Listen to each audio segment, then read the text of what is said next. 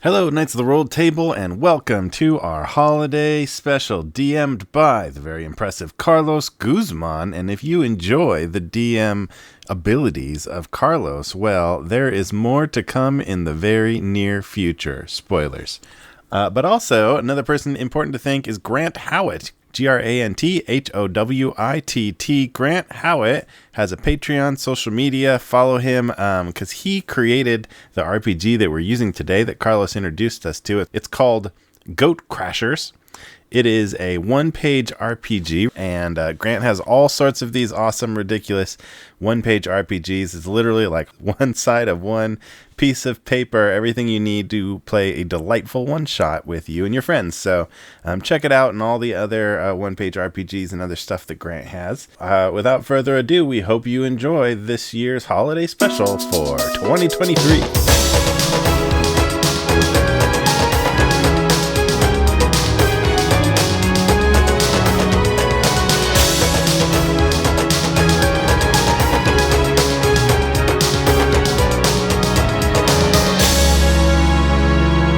Welcome, listeners, to Knights of the Roll Table. Yay! Wow. I will be your DM today, Carlos, and joining me are Zach, Hey! Jen, and Mark. Hi. Hey. Y'all remember Mark, right? Everybody's Yeah. favorite Crespo. Yeah. Except for, second favorite. Wow. Top three. Mark is in the top three Crespos of everybody. I'll take it. So we open in a distant inn in the realm of Oakjahar, where we find some of our knights, Yenny, Deidre, Igneous, Theo, and Chaser, hanging out, hiding from the cold, and drinking some warm grog inside the... I don't know that this is actually supposed to be warm. Is this intentional, or was this simply a mistake? Yenny, darling, could you check with the innkeep? I think this might be a little bit better chill. I will take anything warm at this point. This is very, very much colder here. Everything is colder than I am used to be. The hottest thing in this entire realm is colder than the coldest thing where I'm from. I think most drinks are better warm. You get warm milk, warm water. You know, it's all just better warm. Warm whiskey. It's all better warm. No, you're talking my language there. Yeah, that's good stuff, Chaser. Anybody want some warm Rebecca milk? I don't know who this Rebecca is, but I'll she's take right it. here, Rebecca. My sheep, Rebecca. Oh, all right. You drink that? Yes, of course. All right, I'll have some Rebecca. All right. I'll have a double. Igneous, darling, I would caution against it. No, trust me. It's good stuff. You just got to go with it. Warm milk all around. I checked with the barkeep. They said it's supposed to be warmer than it is, and they're very sorry that they can't make it even hotter. I suppose we must go along with the local custom. Cheers, darlings. To the winter feast. To Winter Feast. Winter Feast. Yeah.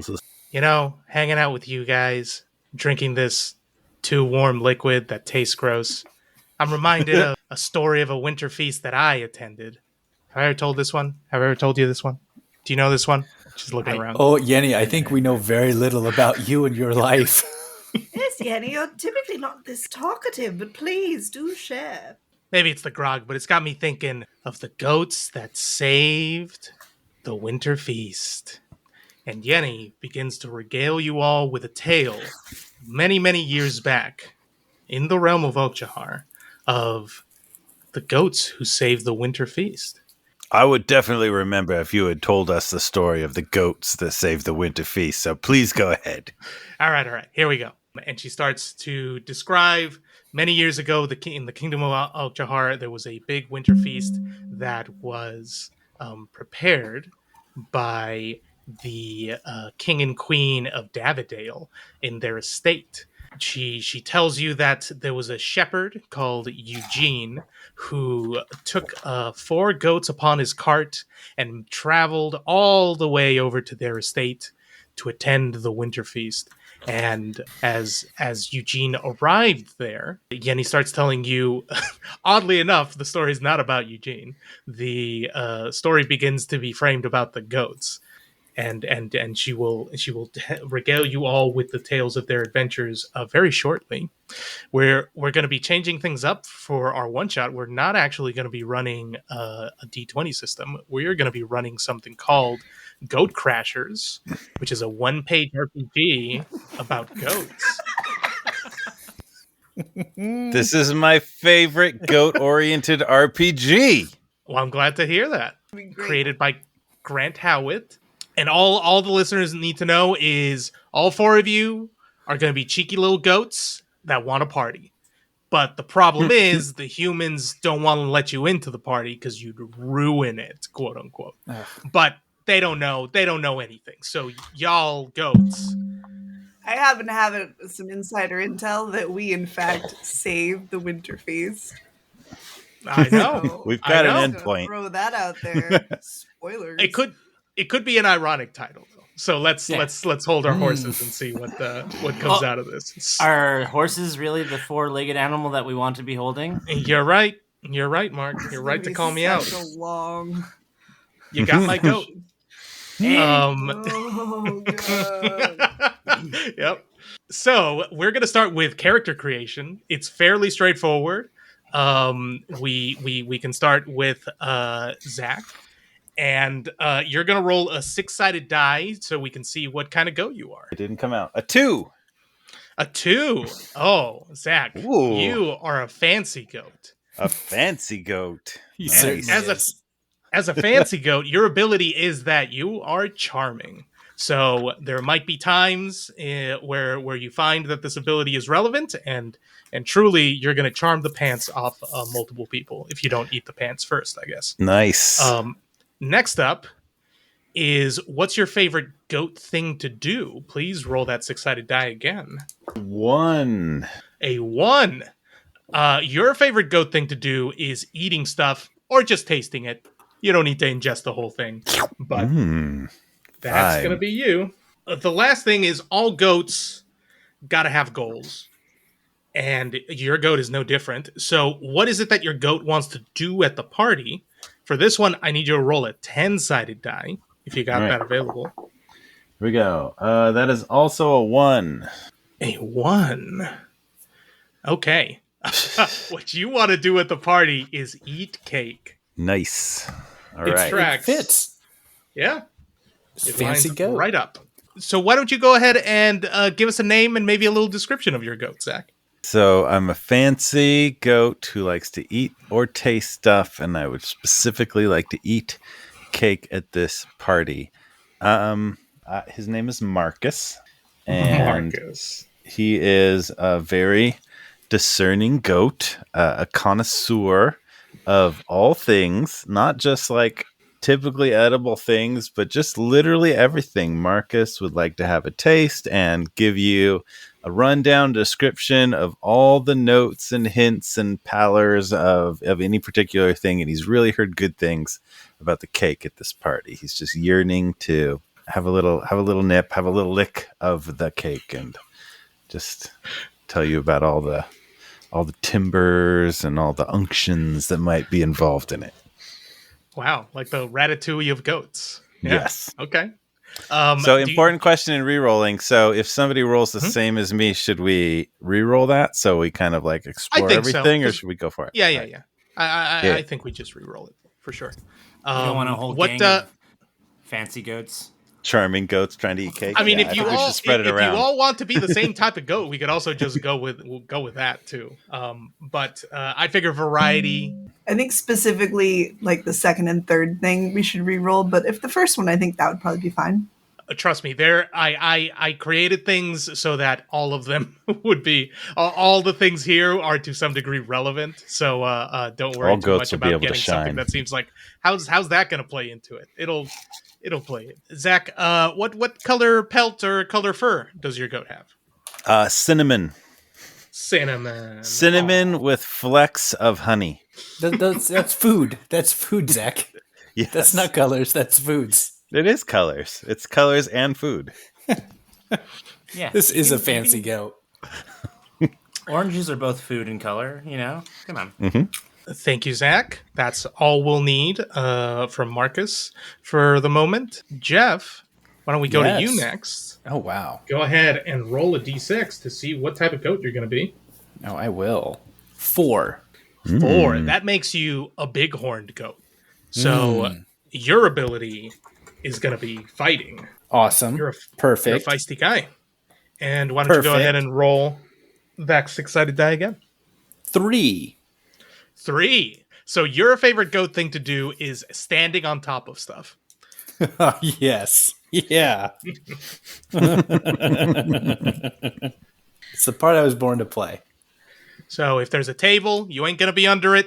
You're going to be on top of it. That's just how it is. And why don't you go ahead and roll a 10-sided die, and I'll let you know what your goal at this party is going to be.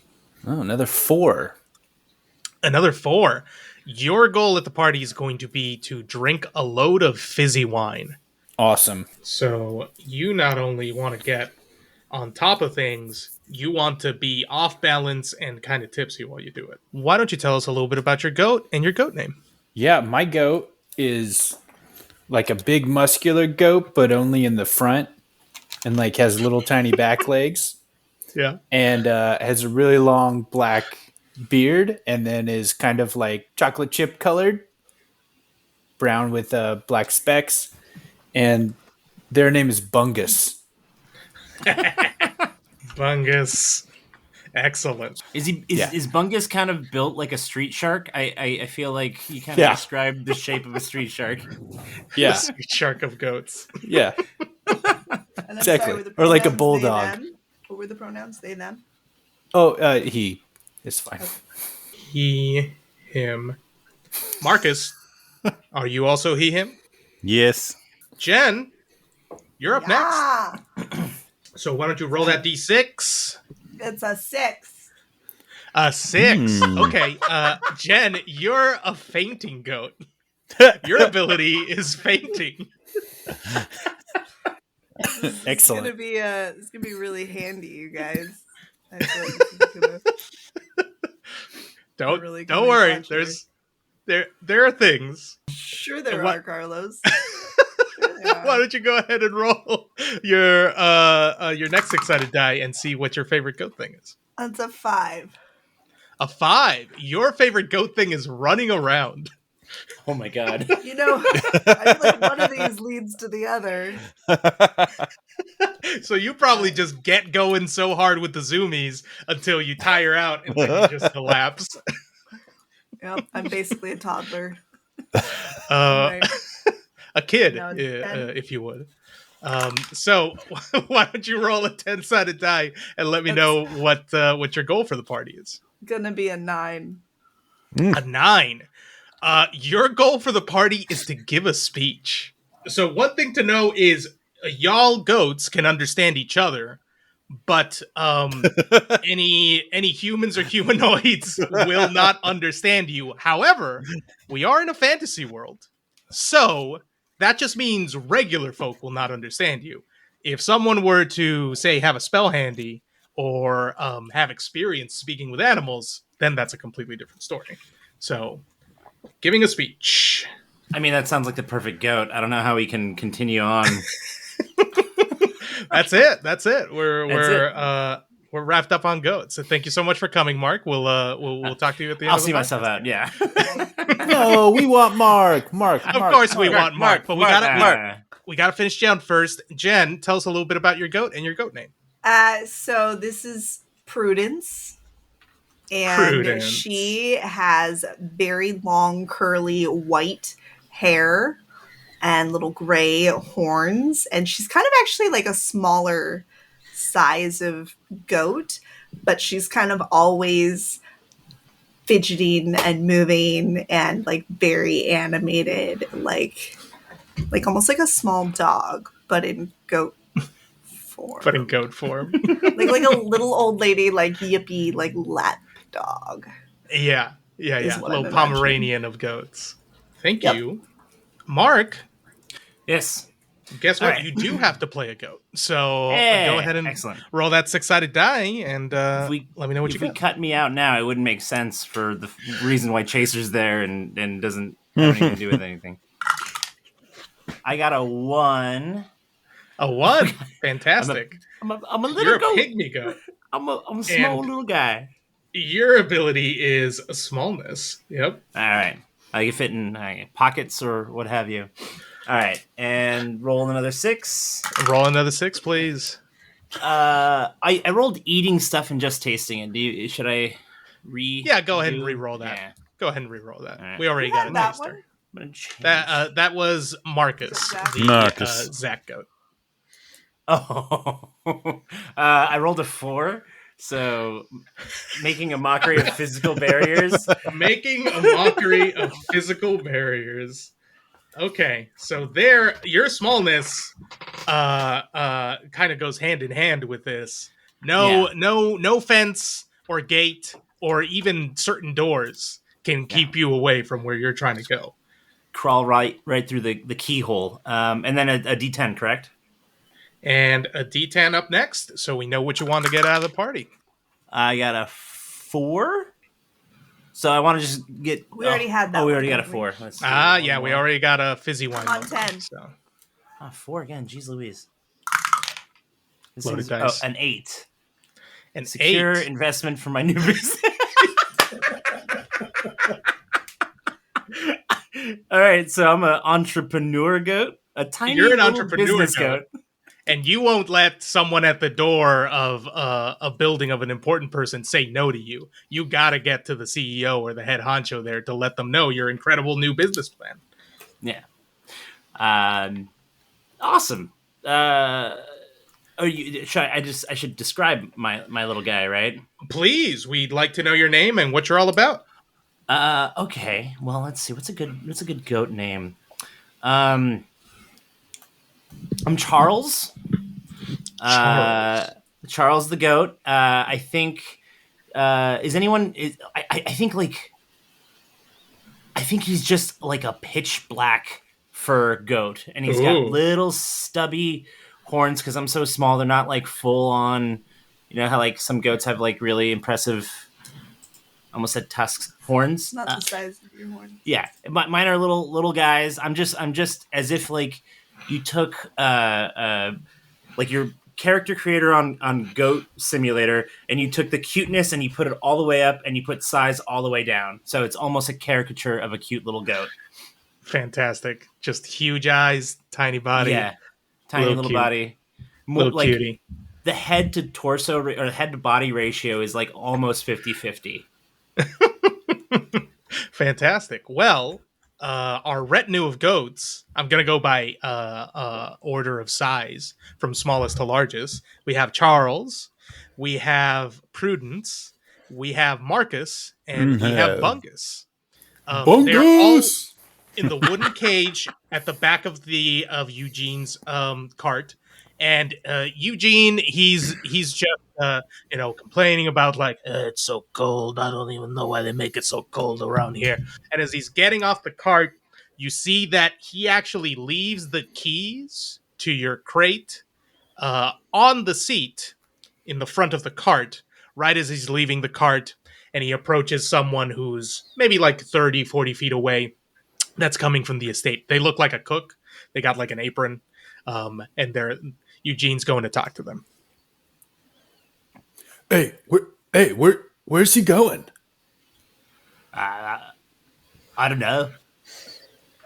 Bro, where is this guy going? I don't know. Like, should we follow him? Is that something that we should do? I could follow him. I'm really fast. I can go. Let's go right now.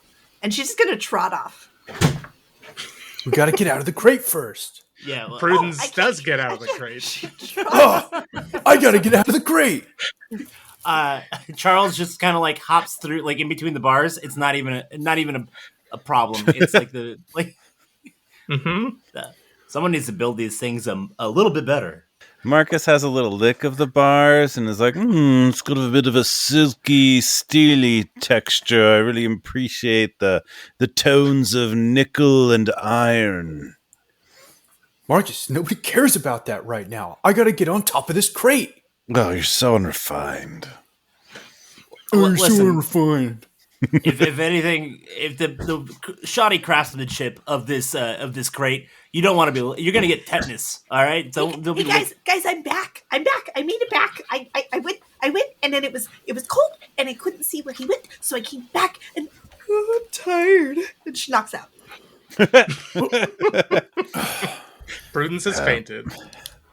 All right. Well, I'm gonna go ahead and let's see if he left that thing that he uses whenever he lets us in and out right on that chair. I'm gonna go grab that and I'll get us out lickety split.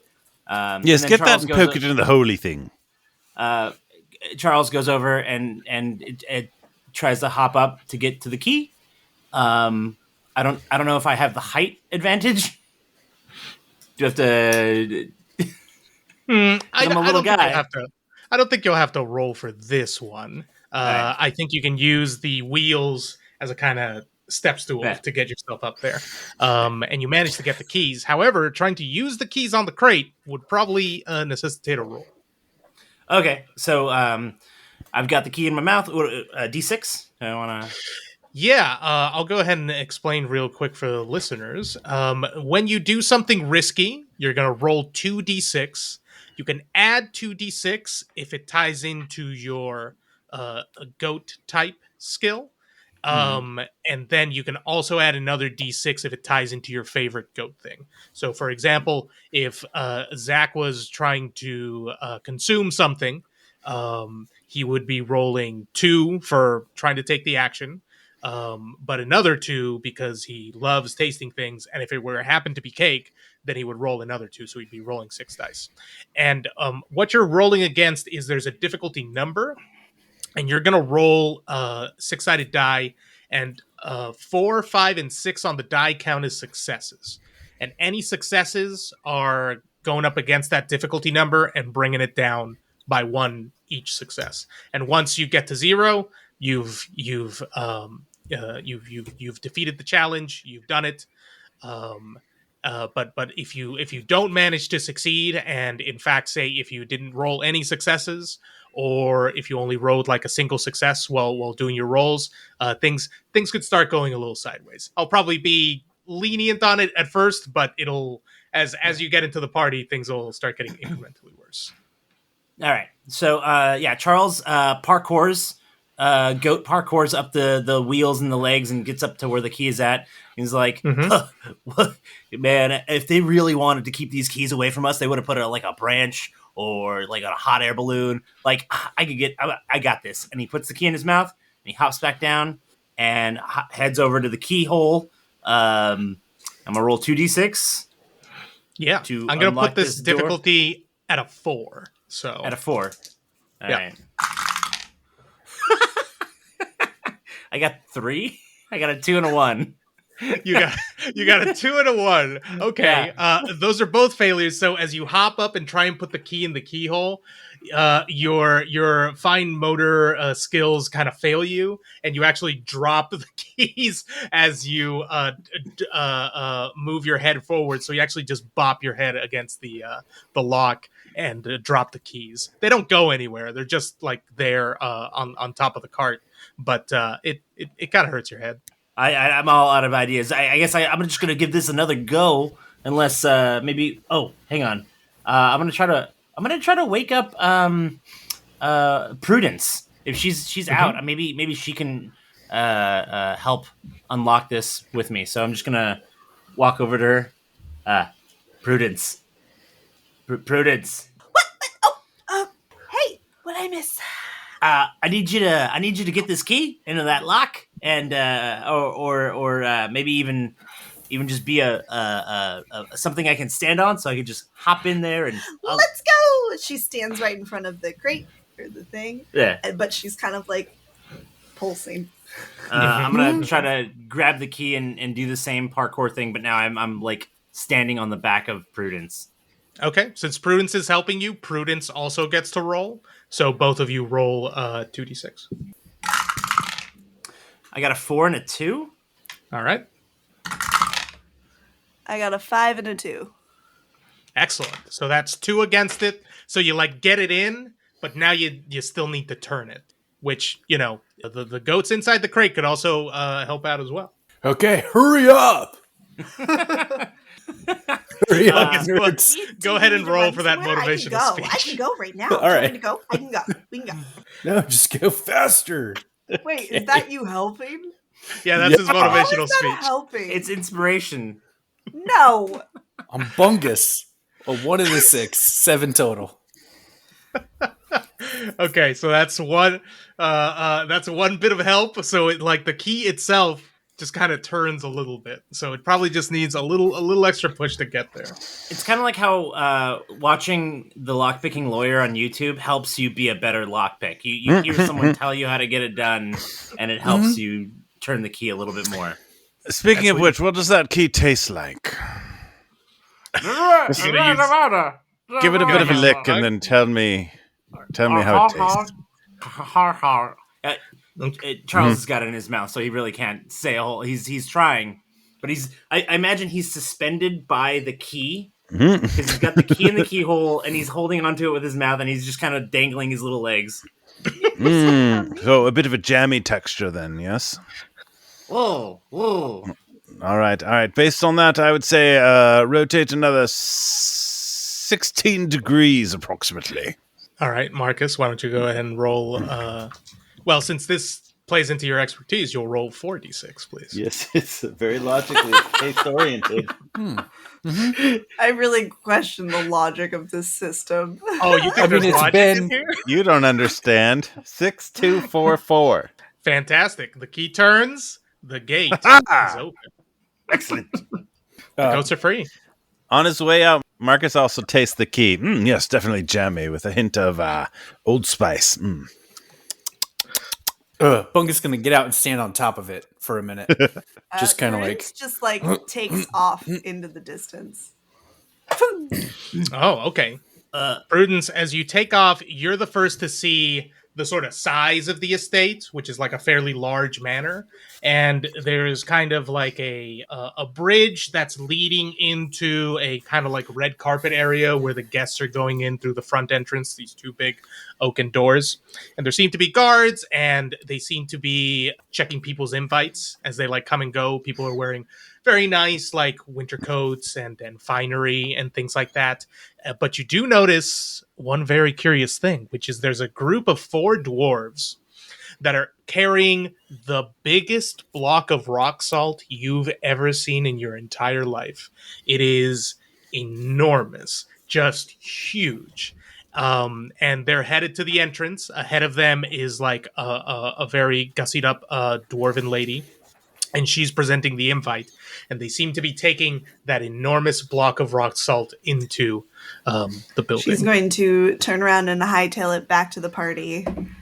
And she's going to run up and be like, Guys, you'll never believe what I saw. First of all, this place massive, so much room for us to run around. Second of all, I saw these 4 dwarves and they were walking in with a giant block of rock salt. Oh, Marcus, you're gonna love it. I bet it tastes super salty. Anyways, we should go check it out. I bet that host is a really nice person. Somebody should really communicate that to the masses.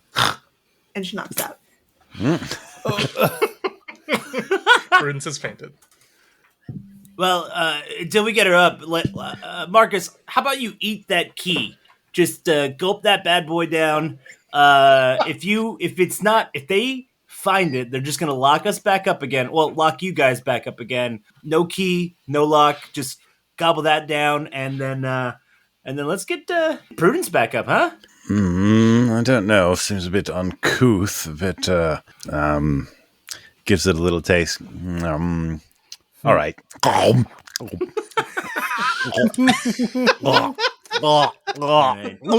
God. Okay. And he gets it down. With a lot of effort, he gets it down his throat.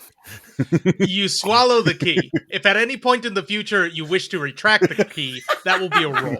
But swallowing the key is free. But from which end?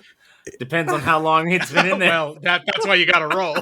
One's more difficult than the other, if you know what I'm saying. You see, it's all about redundancies, okay? They only had one key for one lock. If they really wanted us locked up there, they could have put a larger perimeter fence, smaller wires. Like it is, like this is amateur hour over here. Bungus?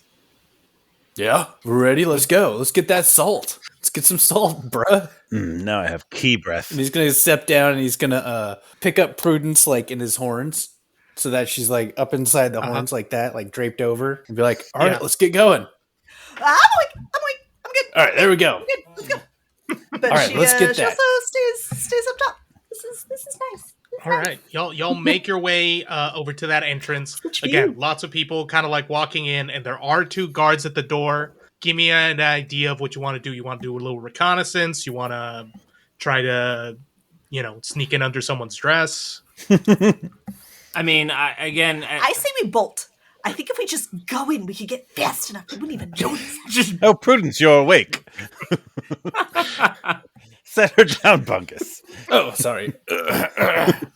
There you go. Yeah, I can make it in. They wouldn't even notice I was there. I mean, Yes. having multiple distractions probably would help too. If we maybe is there anything around the area? Because I feel like how strong is Bungus? Like he seems he's giving me like beefcake vibes. Is there anything that he can like knock over to cause a distraction that we can like? Is anybody carrying something?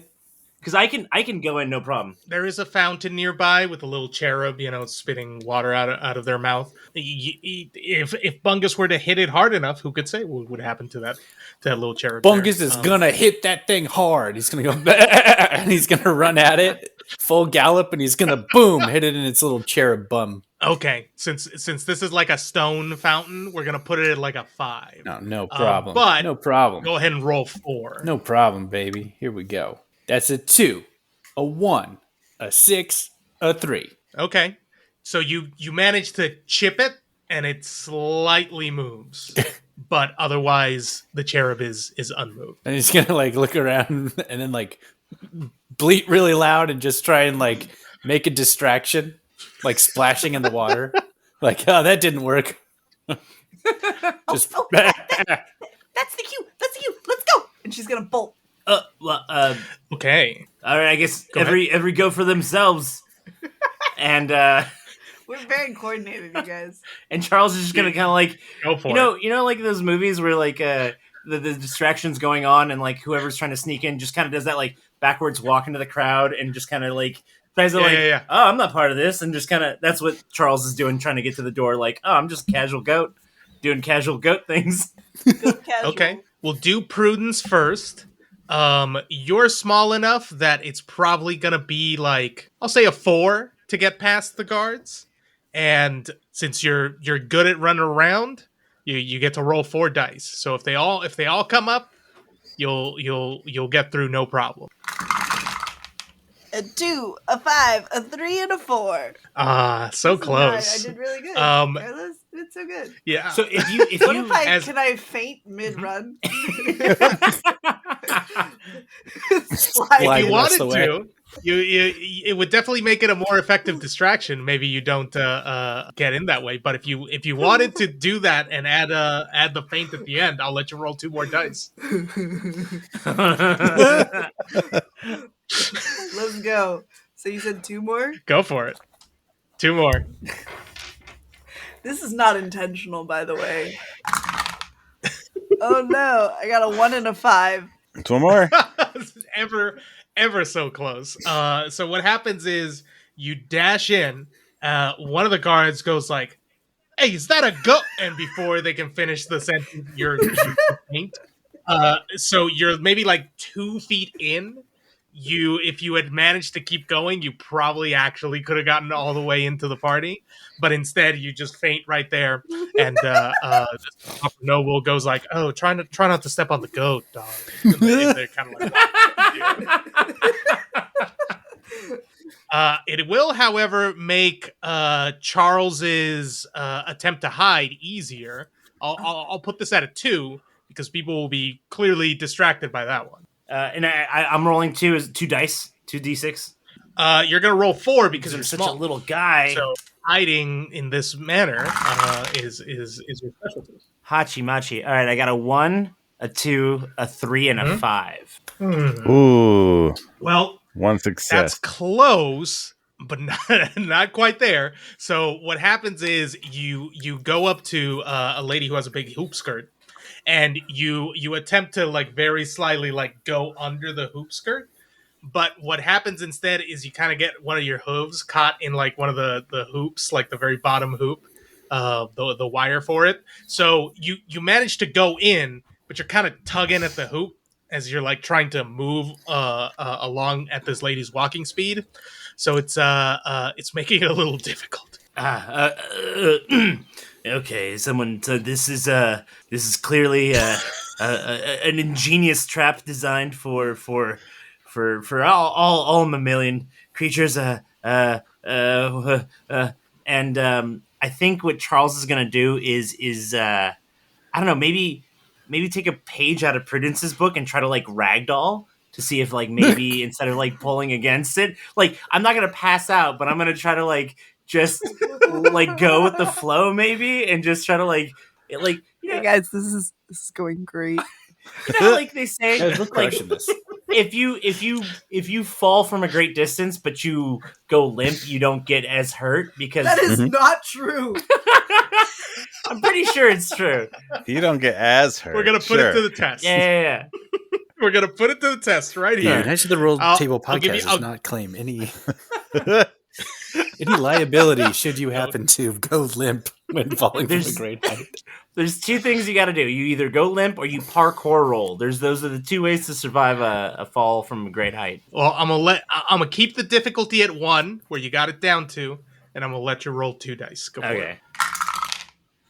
A 5 and a 2. You got it. Ah. Somehow, Yeah. defying the laws of physics, it works out. It's because my And you're just matching strides in there.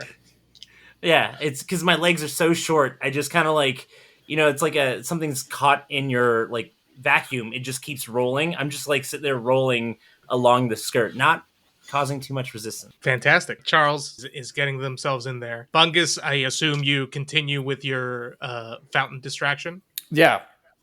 And then maybe try and climb up on okay. top of it and bleed up there some more. Just really like annoy people. You immediately succeed at that.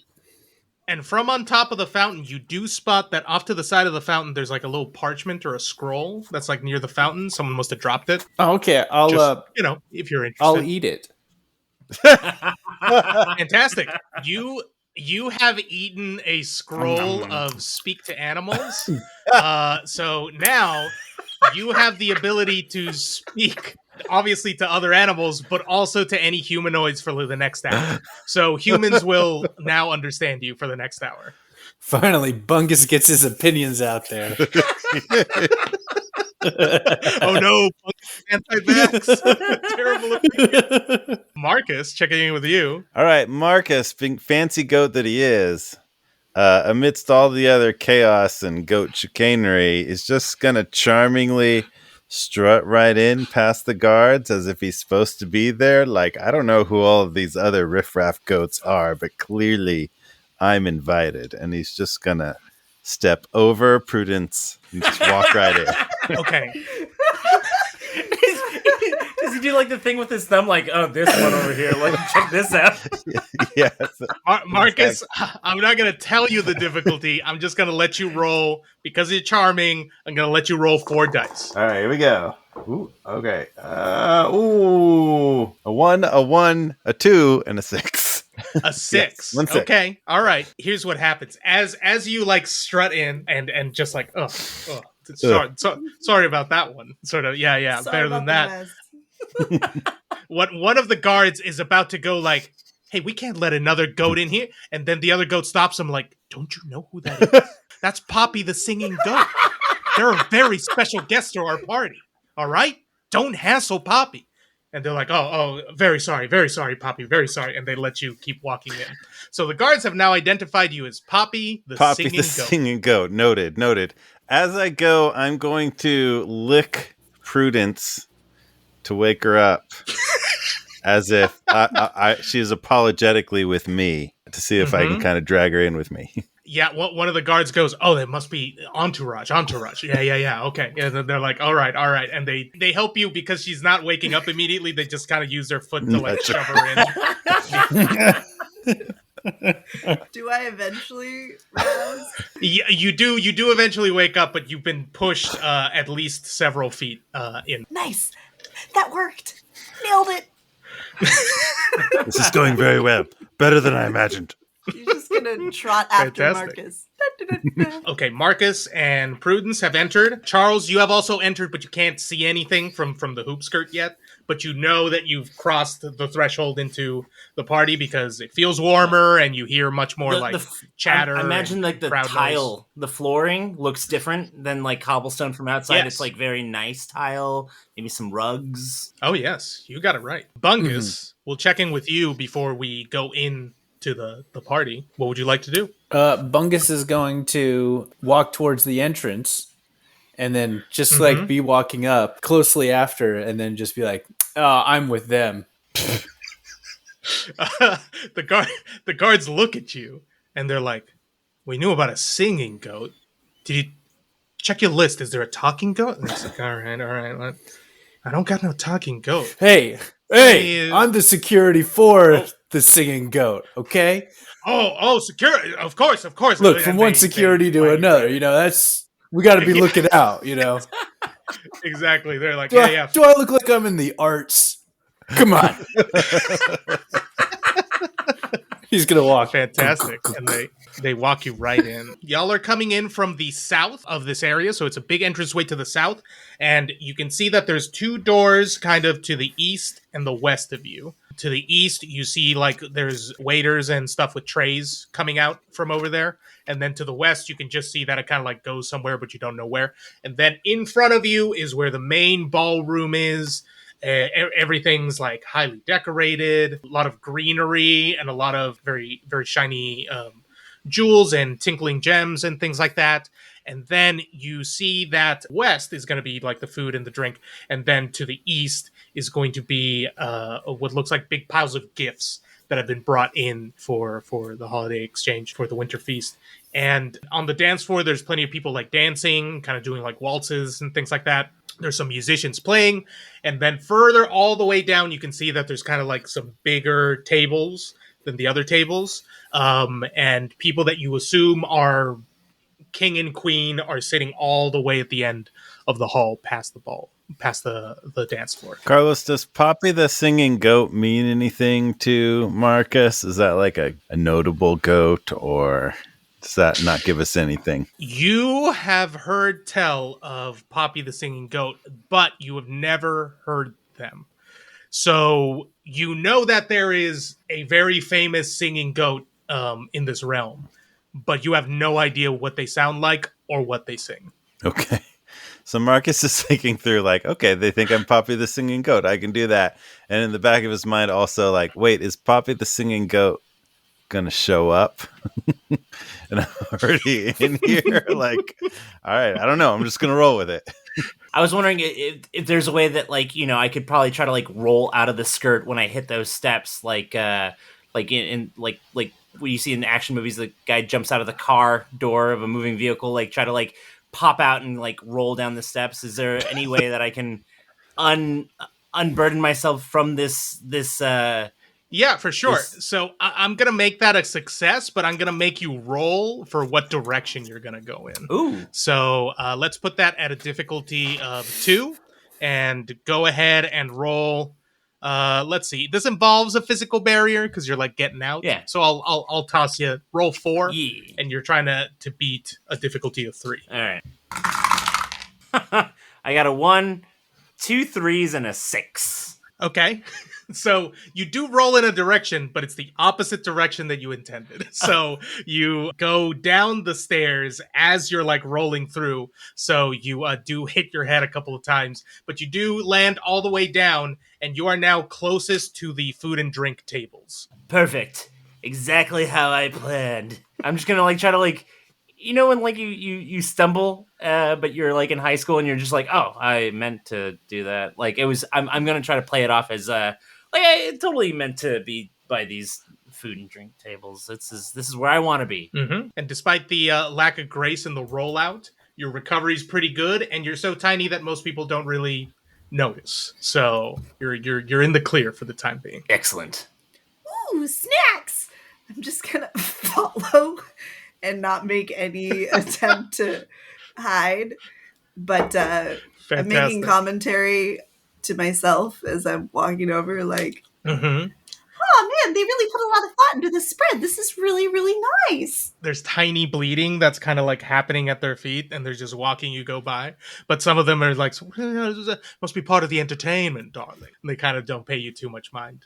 As both of y'all start moving closer to the food and drink table, Marcus, Bungus, what are y'all up to? Marcus is looking for cake. Do I see cake? Well, the food and drink table is a perfect place for that, and indeed, even from your vantage point over here, with the crowd as thick as it is, you can tell that there is a four stacked sort of cake over there. So you can start heading in that direction. 4 tiers, very impressive. I must have a taste. I will sort of casually work my way through the crowd towards the cake. And I bet they got something to drink over there too. I'm gonna head over. So I'm just gonna head over. Natural. Imagine like there's their patrons sitting there like looking at Marcus like, oh my goodness, is that Poppy? That's Poppy. Is that Poppy? Oh my god. I think that's. Oh my god, is that Poppy? Oh my god! No one said it's gonna be Poppy. Oh, Yeah, is they're this popping party about to have Poppy right now? Man, why am I DMing? Jeff should be on my NPCs. Yeah, it's Poppy. I got it for my sweet 16.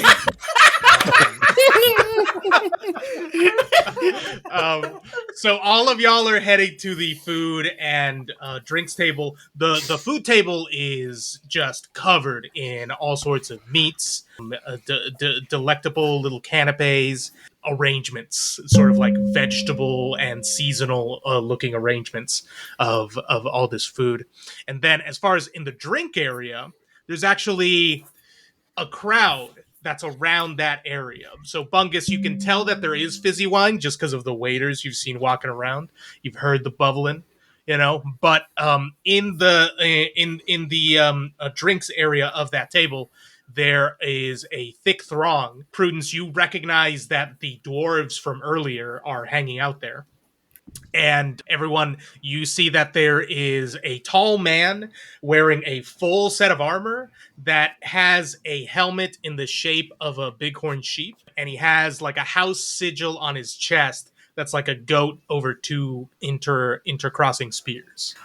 Ooh, guys, those are the ones that had the salt rock earlier. We should go find out. I bet they know the host. I really need to have some words with them. I'm gonna go say hi. I'm gonna trot right over there. Mm-hmm. I'll be right there after I taste that cake. Yes, the cake is in the opposite direction of the drinks, so Marcus starts heading over in the direction of the cake.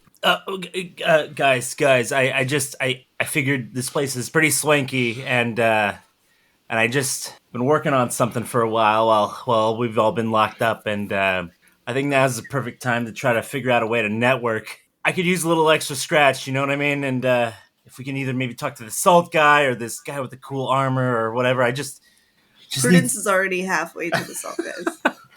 I just need to find a way to get a little bit of capital, okay? You guys, who's with me? It's gonna make all of our lives way easier. Who is with me? Literally no one's with you. Marcus Well, it was the cake. Prudence, but Prudence walked away. And I think Bungus is like reluctantly near you, but very much doing their own thing. Yeah, okay, man. I mean, I just don't think it's a good idea. I don't think it's a good idea. That's all I'm saying. That's like my opinion as a It'll goat. make your life easier. It'll make my life easier. Imagine if you could do whatever you want. Just think about that for like a second. Yeah, I thought about it. As you're arguing with Charles, everyone can hear you, like in a human voice, but they just hear you arguing with a tiny pygmy goat, just meh, meh, meh. You're like, oh, just get off my back. They're very confused. You can't sustain that kind of ROI, okay? Listen, we just need a big initial investment, and then it'll pay for itself. All right, I'm here to support you because that's what bros do. We spot each other, but first I'm getting something to drink. Okay. Deal.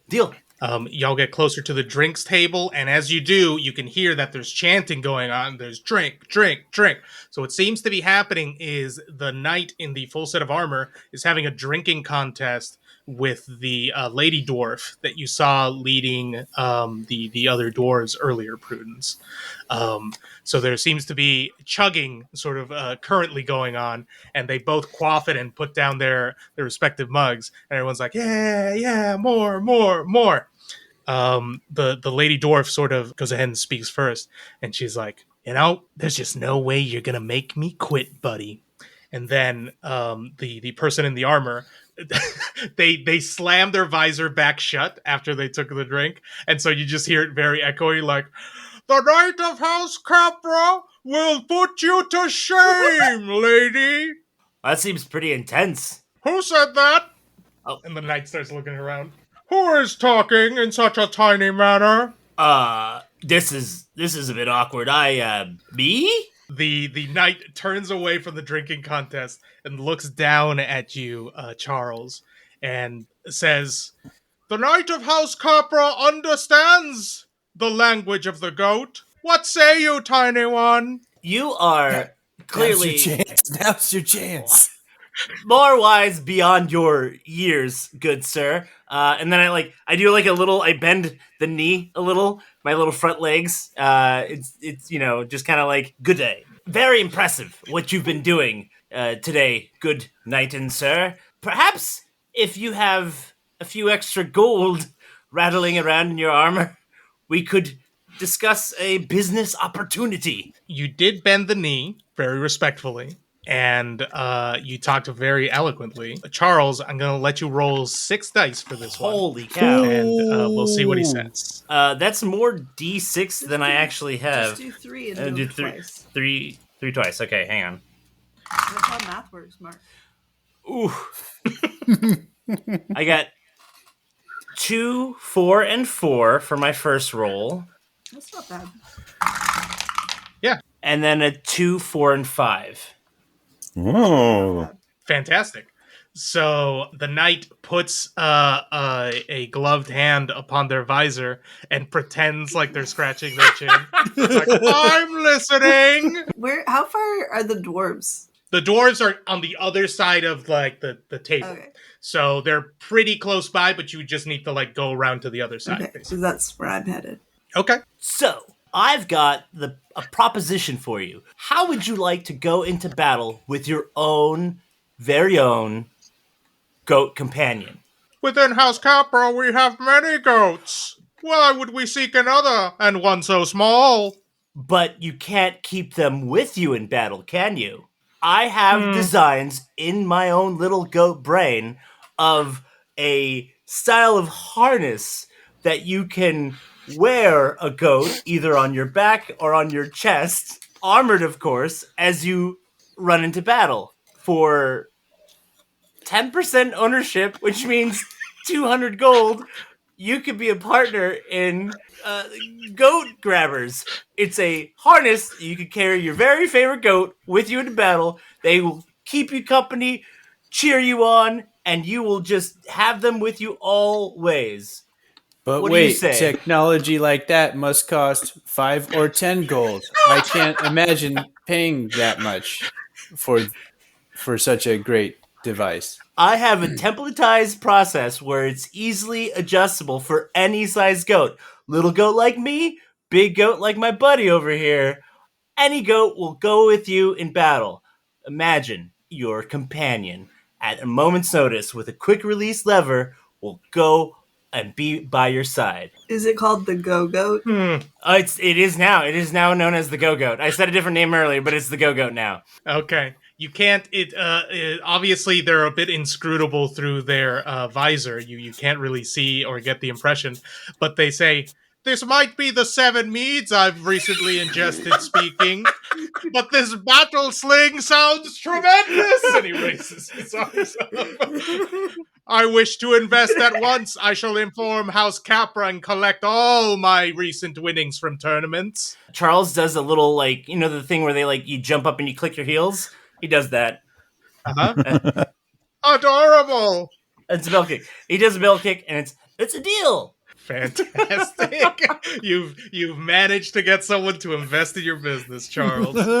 Prudence, let's check in with you. You're on the other side, hanging out with the lady dwarfs. The lady dwarf is like, hey, stop talking to that goat. She's like, trying to get him to get back into the drinking contest. Prudence is just like walking up and she's like, hi, hi, hi, hi, hi, hi, hi, hi, What? We got a goat now too? Oh, what's going on here? hi, hi, hi, hi, hi, hi, hi. She just hears the tiny little bleats over and over. Meh, meh, meh, meh, meh, meh. Literally running in circles, just saying, hi, hi, hi, hi, hi, hi, hi.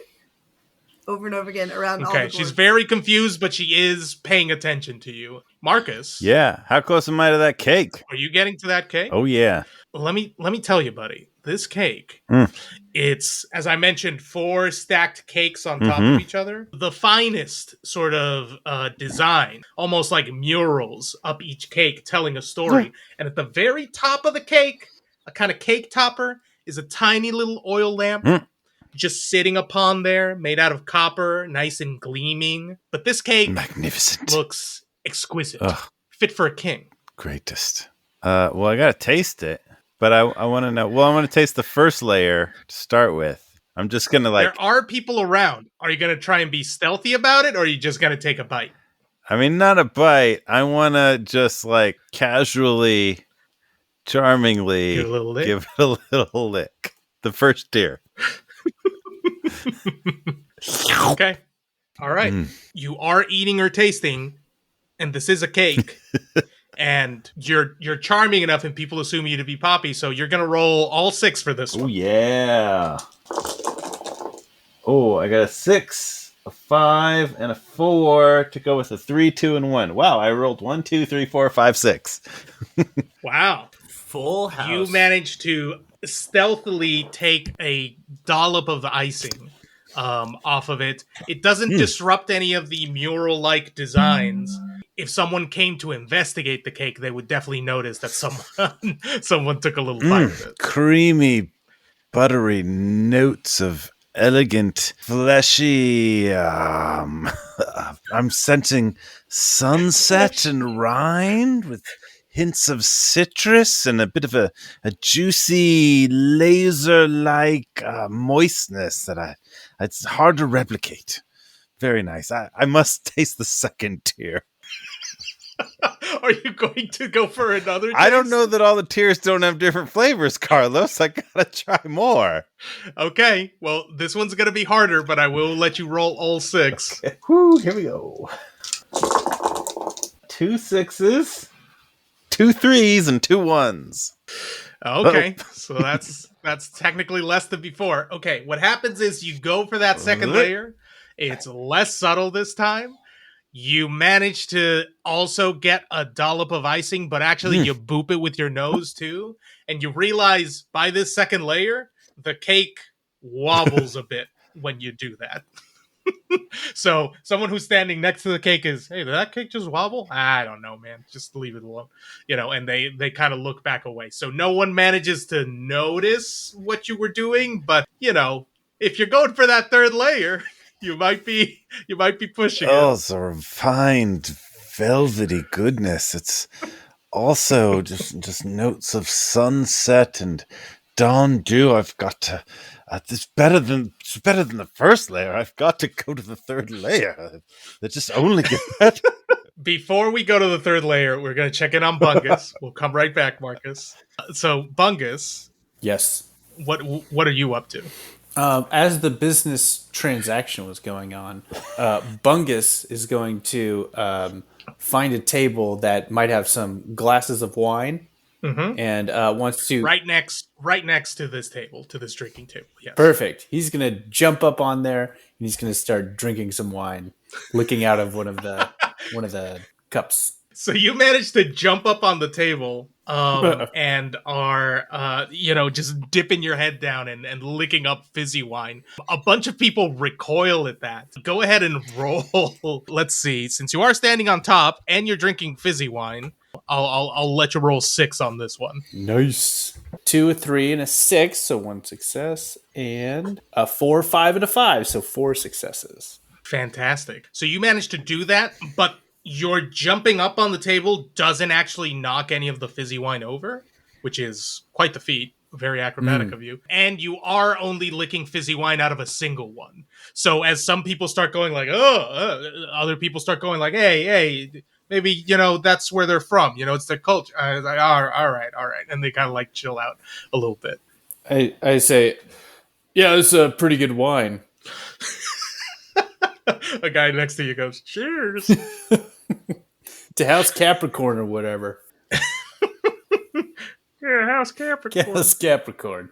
Bungus, you have managed to drink some fizzy wine. Fantastic. Prudence. Hi. Are you still? And she knocks out. As you faint, the dwarven lady goes to one of her retinue. Hey, why don't you carry her off?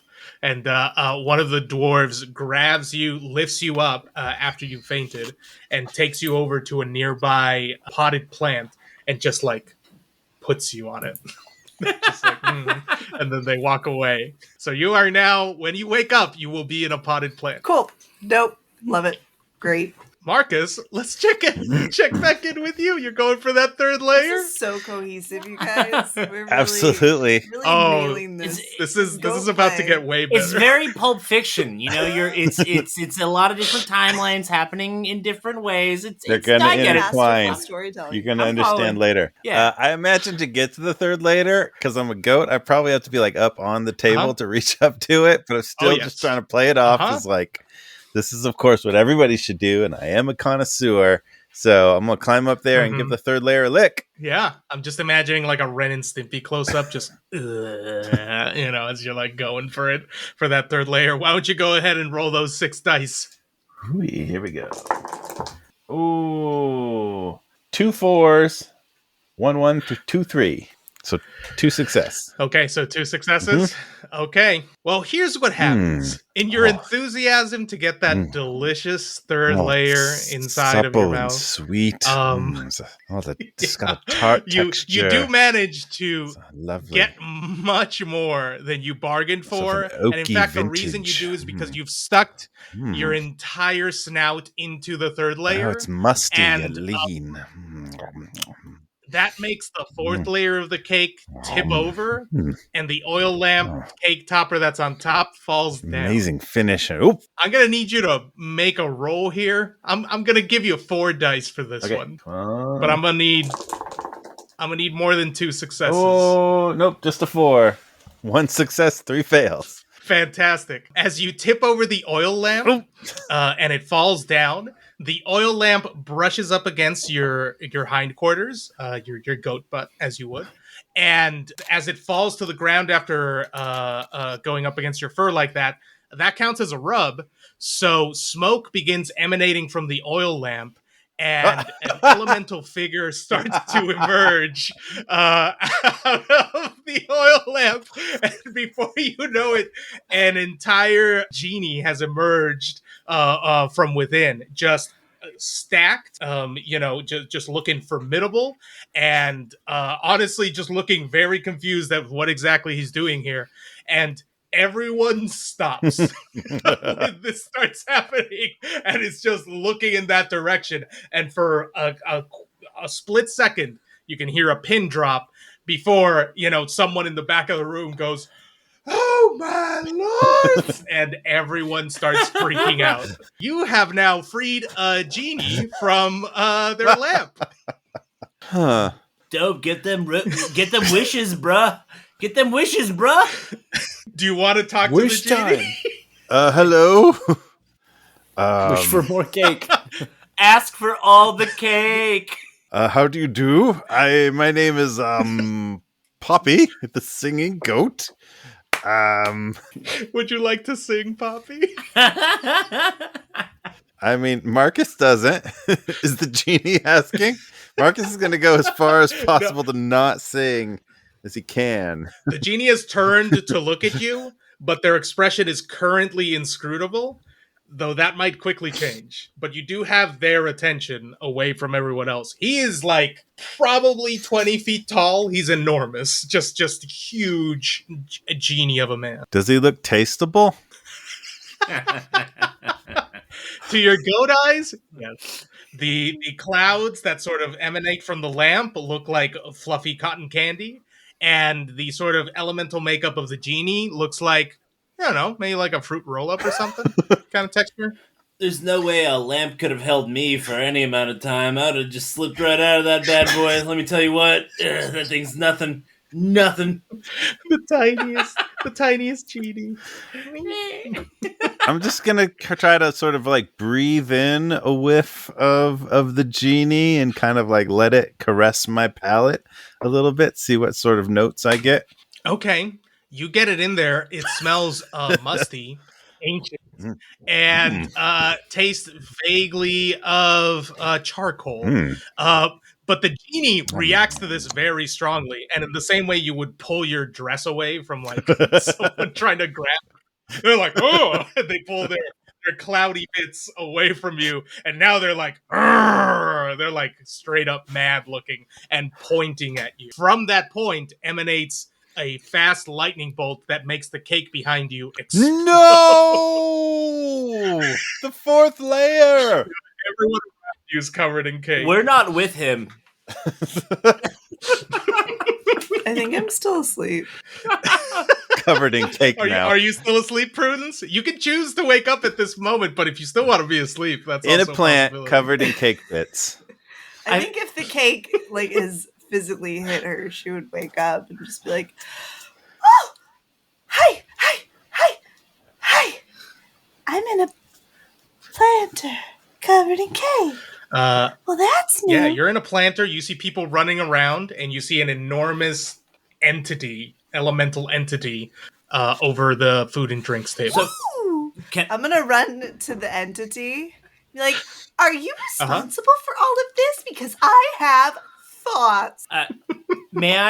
Could I have in the time between you left me and am I instructing the knight how to like maybe fashion an improvised version of the go-goat?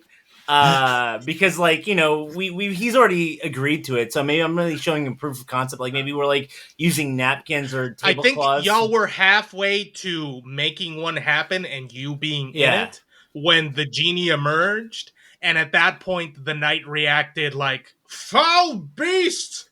I must slay you!" And he takes out his short sword and he's like, "Hold on, little one!" And he's holding on to you in the night papoose and plans to take you into battle, unless you want to talk him out of it. Be valiant, but don't get killed, my money bin buddy, please. I need you. Oh, how about you just drop whatever cash you got down at your feet and let's do this.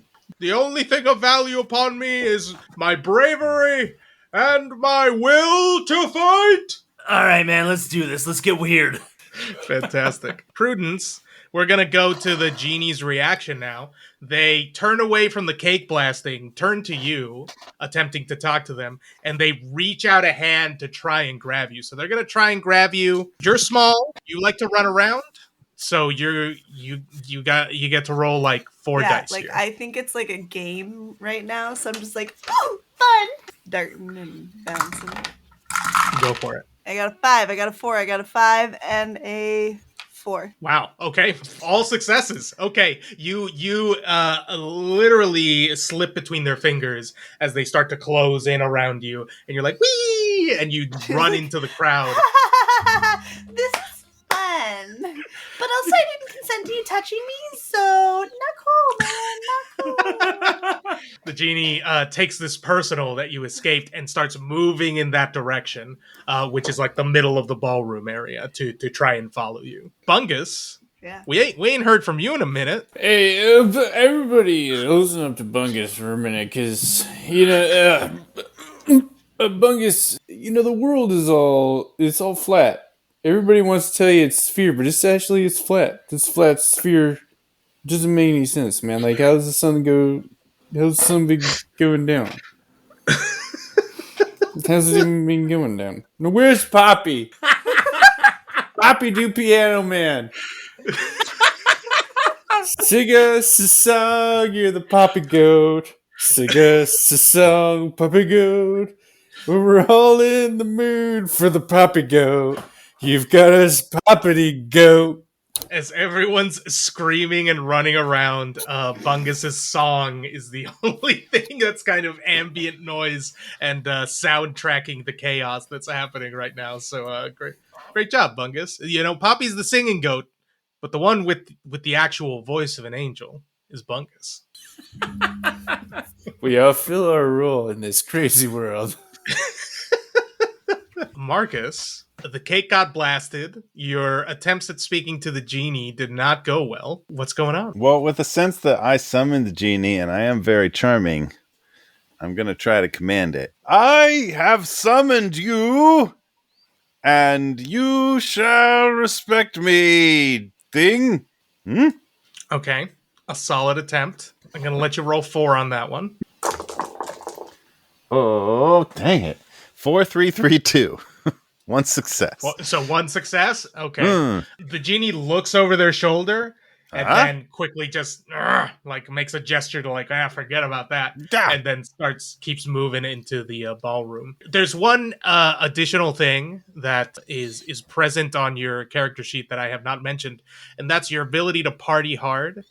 So once per game, you can party hard. And usually this works in a slightly different way, but here's what I'm going to do with it. If you activate your ability to party hard, not only do you get all your ability dice in there, so you get to roll 6 dice, we're going to double that. You're going to roll 12 dice to do something. So you only get to do it once, but all 4 of you have the ability to party hard, and this genie situation might be the time to bust it out, is all I'm saying. Okay. What was the night guy's name again?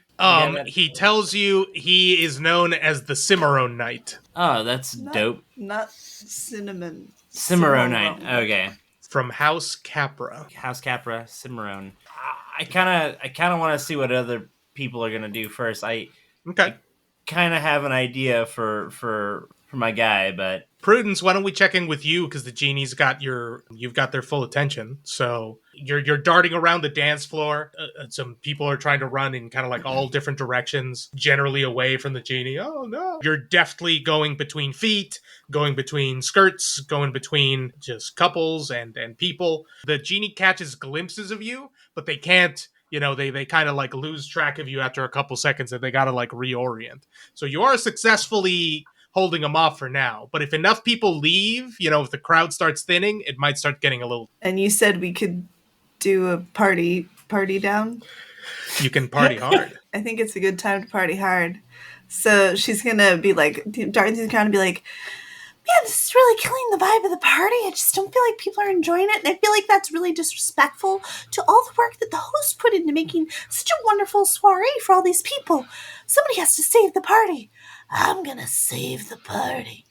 And she's going to, at the top of her lungs, as best as she can, she's going to start going, just a small town girl living in a lonely world. She took the midnight train anywhere. Bungus is going to join in too. Bungus goes in. Hear So somebody else. But he's Bungus, gonna you sing it also wrong. get to roll. You also get to roll some dice. I'm going to give you 3 dice, Bungus, to add in. But Prudence, you're going to roll 12 dice. Oh, Party hard crew. well, I've got 4 here, so I'm going to do that 3 times. Yes. I got a 4, a 5, a 6, and a 2. Okay, so 3 successes. I got a 2, a 5, a 4, and a 2. Okay, so 2 more. And I got a 6, a 5, a 5, and a 1. whew, you are rolling hot. That's 8 successful Ooh, dice. listen, Bungus, Journey, you can add it in You to need just like, increase turn the a party effectiveness. around. You throw on "Don't Stop Believin'," and I don't care what the demographic is in the room. I don't care what the vibe is. Like you can turn just about anything around with that. You can rally the most unconscious drunk to fight for you if you just put on Journey. Yeah, it's basically methamphetamine for Oh my God. party life. But I don't know. Is that something you we can are say a on this family-friendly podcast? podcast. Yeah. It's basically like Bluey It's like for a party. Like Yeah. it goes over with anyone. Bungus, do you have those dice for me? Oh, if 3d6. Sure. 3d6. Oh, I well, this is only going to magnify the effectiveness. Okay. 2 successes. 5, 2, 6. 2 successes. Okay, so we have 10 successes here. What starts happening is it simultaneously gets the genie's attention, and indeed, it's almost like you can see the sound waves emanating from Prudence, such a small, tiny goat, with such a large presence that's literally filling up this enormous ballroom.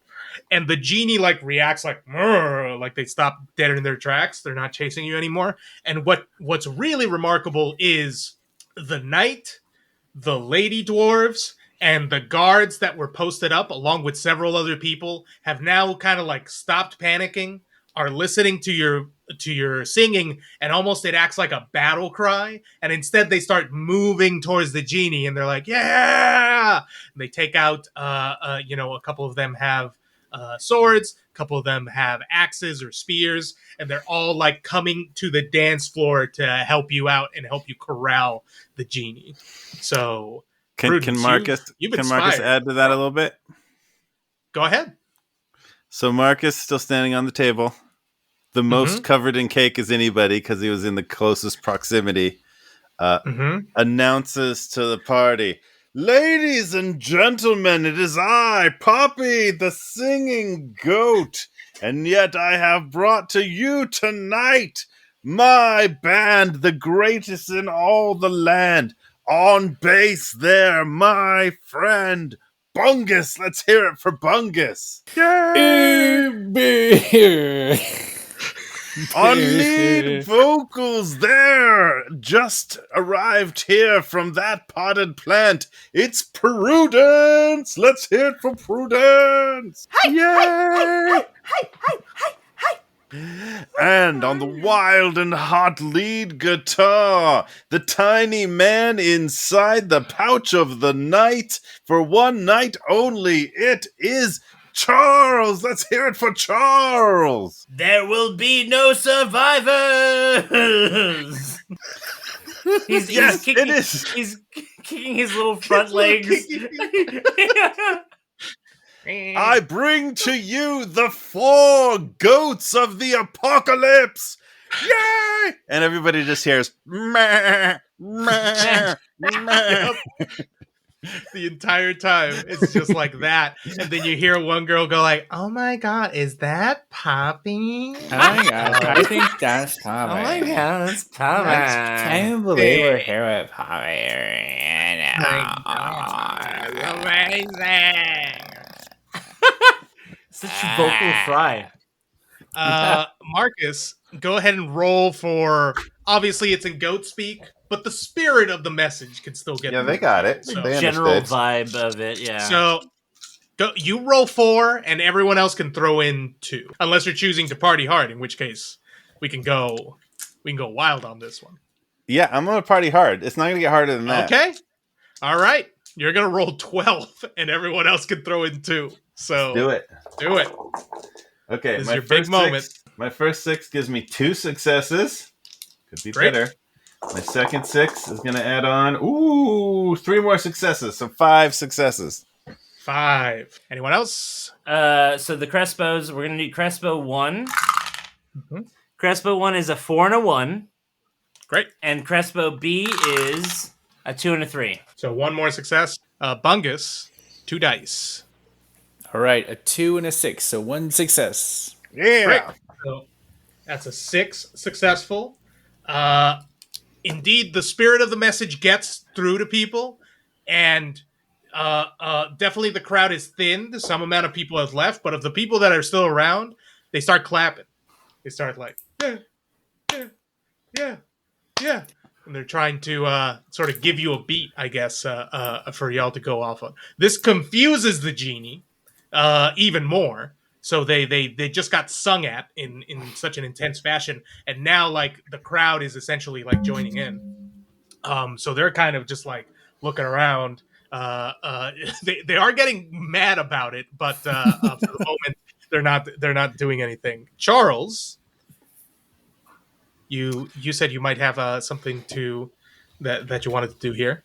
So I'm in the go-goat, the prototype go-goat that's like prototype. half Mhm. built with Simran. And I'm gonna lean over him and be like, "Hey man, this is a pretty good proof of concept, right? If and I like lean in even closer. Mm-hmm. If we take out a genie with this, the ROI is gonna be freaking huge." The So, bards will do the marketing for us. exactly. So how about our ads include a severed genie's head? And then I like leaned back like it was just like I put my arms up and leaned back come on, man, you got this. Like you got come on. Like you can I put the dots, you connect them, and that line is gonna cut off a genie's head.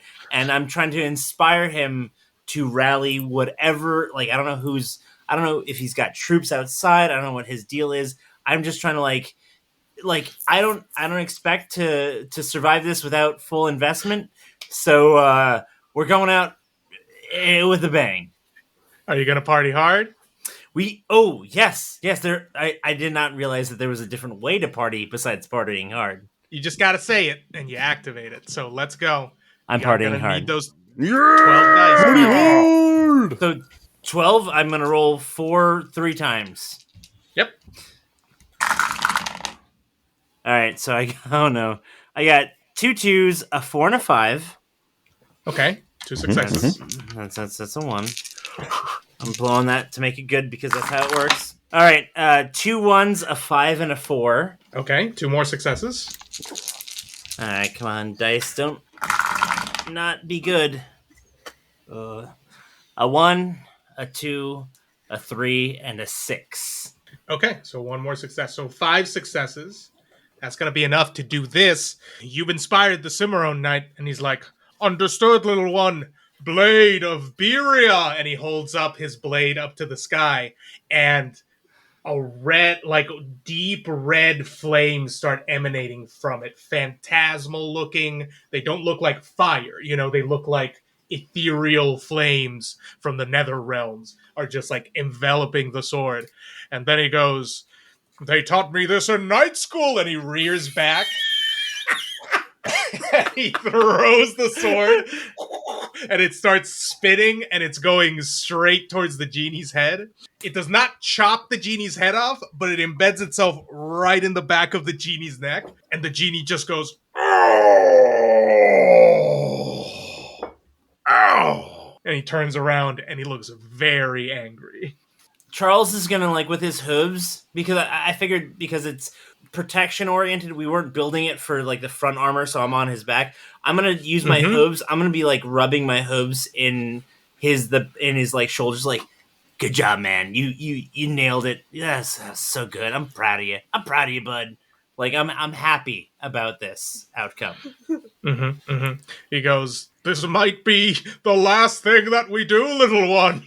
And he holds up his arm, bracing himself. Bungus, we still got you, buddy. It's your time to shine. Boy.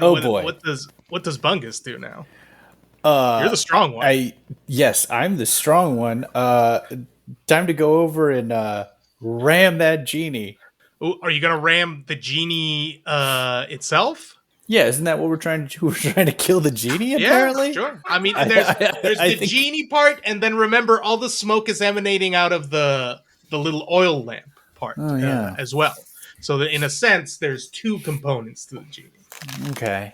Climb something.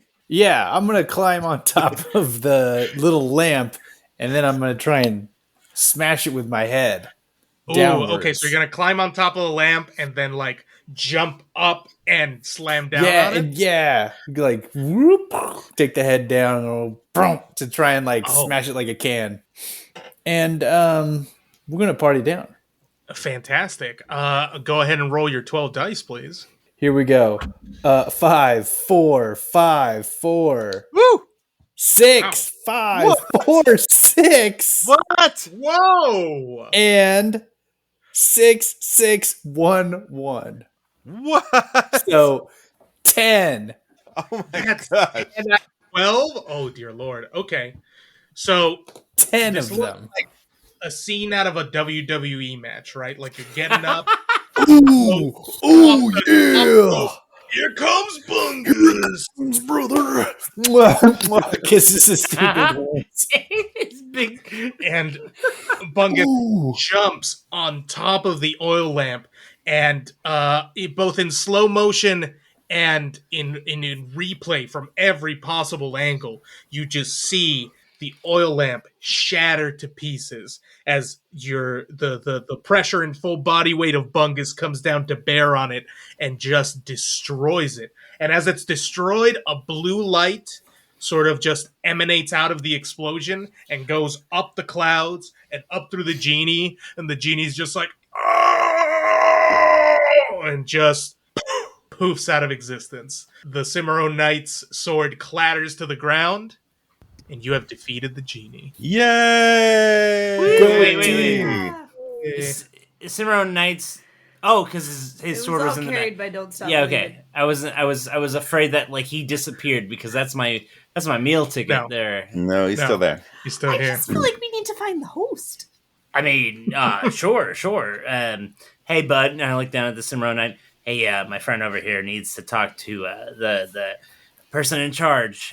She's got. He's over there, cowering behind his throne. And he points toward where the king and queen seats were, and indeed the king was just cowering behind the throne. He's like, "Is it over? Is it over?" Can She's you going go to prance and like Mhm. go like make a show of bowing to him from behind the throne, and then she's gonna stand on top of the throne. And even though nobody can probably understand her, she's gonna say, Hey, you guys! Does anybody realize how much effort went into putting this event together? I mean, look at that cake. There was a genie on top of the cake, and there's all of this food, and the music has been really a nice smattering. It's really kept the vibe nice and even, and I just think it's really, really nice. She knocks out.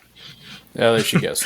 The king goes, "This sleepy goat is right. I may not have understood a single word they said, but I, in my heart, truly believe that these goats saved our lives. And for that, I'm making these goats my new ambassadors to the other realms." Hey, everyone that's like claps. The Cimarron Knight is like, "Fantastic." He's like pumping his arms up and down. And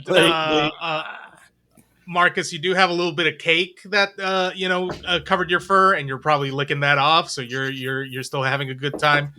There's still other food that Is you it can is it eat. perhaps a bit of the fourth tier?